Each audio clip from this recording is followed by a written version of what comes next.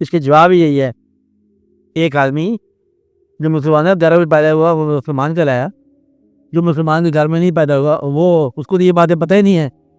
इसके जवाब ही यही है कि दिक्कत सिर्फ उसी को है जो एक मिजाज में पैदा हुआ और दूसरे मिजाज की सोचे। दिक्कत उसके लिए है कि हम चूंकि इस्लाम में पैदा हुए और हमें दूसरों के मुतल्लक इस्लाम ही इतला देता है कि ये काफर है, उनके मुताबिक पता नहीं हम काफर होंगे, फिर अल्लाह के मुताबिक ज्यादा वो काफर है, हमारे अल्लाह के मुताबिक उनका भी कोई अल्लाह होता होगा, होने दो। यही तो वो भी है सवाल थी कि आप जिस रास्ते से जा रहे हो आपका दीन वही है। दीन का माना ही है वो रास्ता जो तुम इख्तियार कर रहे हो। एक दरवेश को एक दफा खाब की आई, मुराकबा हुआ, कहता मैं चलते चलते बनारस में किसी मंदिर में चला गया।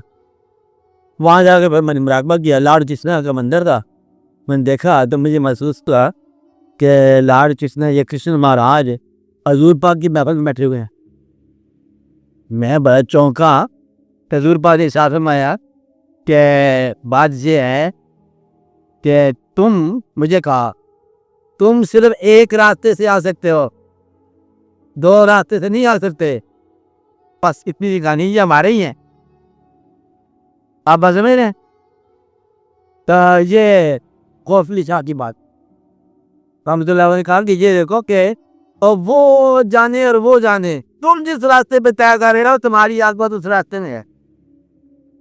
आप बात समझ, बाकी शैतान की पूजा करने वाले भी आ जाए, होने दो। शैतान बताते खुद एक इंसान है, यानी कि एक फर्द है, एक वाक़या है। आप इस्लाम कहता है चलो जी मैंने तो गुमराह किया लोगों को, तो मुझे किसने गुमराह किया जबकि मेरे पहले शैतान ही को नहीं।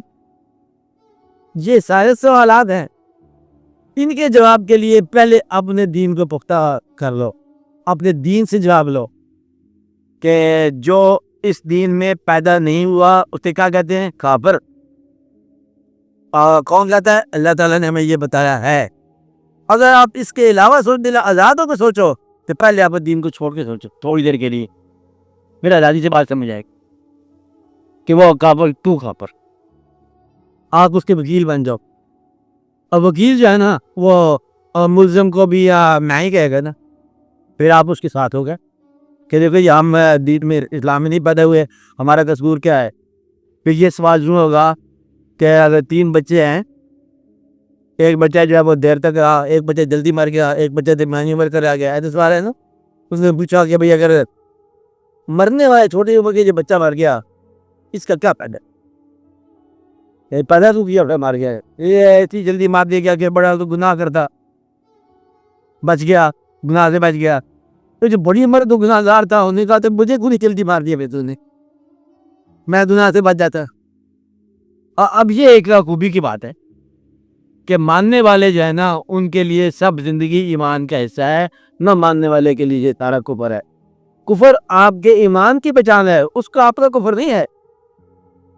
यह बात समझे, शैतान आप शैतान नहीं है, तुम्हारे शैतान है। वो देख राह है, रास्ता है, जो उस राह पर चलेगा गुमराह करेगा। बताते खुद वो गुमराह है कि नहीं है ये अलग कहानी है। शैतान तो रास्ता है, वो शर का रास्ता है, वो राही तो नहीं है ना।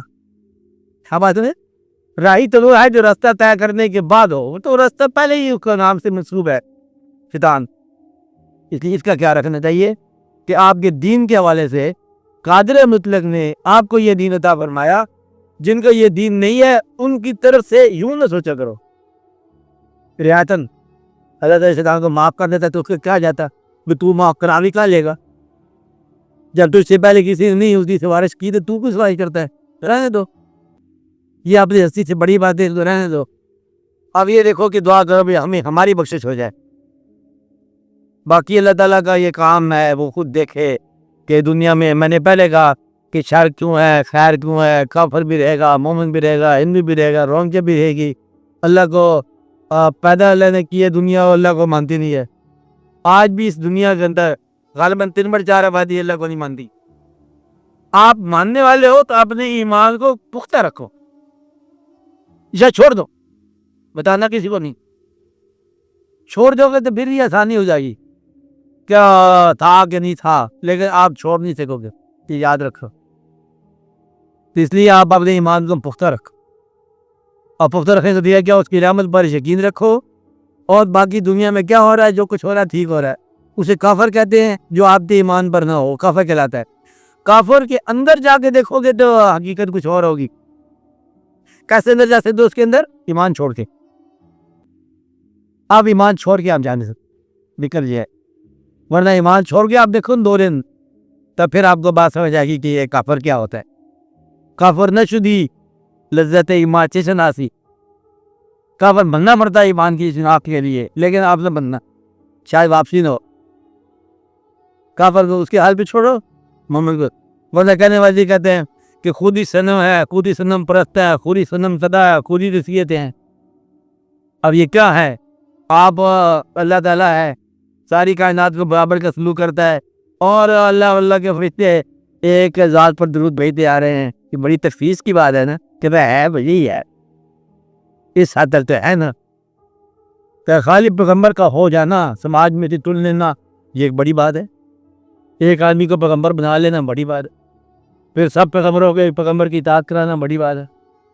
फिर अल्लाह के फरिश्ते दुरूद भेज दे एक पैगम्बर पर, और भी काम अलग होने चाहिए, मगर हम हाल दुरूद भेजते जा रहे हैं, ये खास बात है।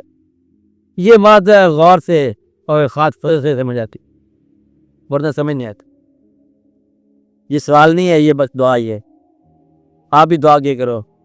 जिस तरह हम ये कहते हैं माँ बाप का अदब ज़रूरी है, और माँ बाप बेवकूफ़ हो तो फिर, थोड़े ज़ालिम हो तो फिर, मेरा कहने ना माने फिर। और फिर आप तो कहते हैं माँ बाप कहना मानो, तो हम तो ये कहते हैं कि माँ बाप कहना मानो। बेचारे पुराने ज़माने के लोग हैं, पढ़े लिखे हैं, हमने ज़्यादा भी पढ़ लिया। अब माँ बाप क्या पुराने ज़माने की बातें, हम उनकी बात मानते जाए, लेकिन वो कहते हैं मानो। क्या कहते हैं? तुम ही मान, क्योंकि वो पुराने ज़माने के लोग हैं, अनपढ़ हैं, फिर तुम मानो। ये फैसला यूँ चला रहा है, जो पहले आए हैं माँ बाप, उनका कहना औलाद ही मानेगी। हर चांद के आग को मॉडर्न रोशनी होगी, क्योंकि एक ख़ास निस्बत है। अब माँ बाप की गलत चीज़ भी दुआ के साथ आपके काम आ सकती, अब बेहतर है।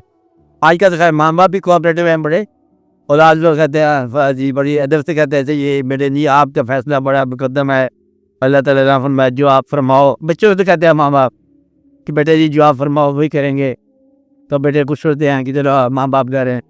कहते हैं औलाद गुस्ताख कब होती है? जब माँ बाप मुअद्दब हो जाए औलाद के सामने। औलाद गुस्ताख तो उसको शुरू होना, जब माँ बाप भी कहना मानने लग जाए तो औलाद पर इनकारी हो जाएगी ना। 12 इस वाक़या है कि माँ बाप का अदब अपनी जगह पर नतीजा देता है। हर चल के हक को नहीं मिलता उनको। कितनी मतलब मॉडर्न वर्ल्ड है, औलाद नहीं मानती करना, बराबर क्या मांगती। 12 ये अदब के दर्जे हैं। इसलिए उस जो काफिर जिसको पैदा किया गया, उस बेचारे का दस्तूर है कि नहीं है, लेकिन आप मुसलमान होने की हैसियत से जवाब रखते हो इसका।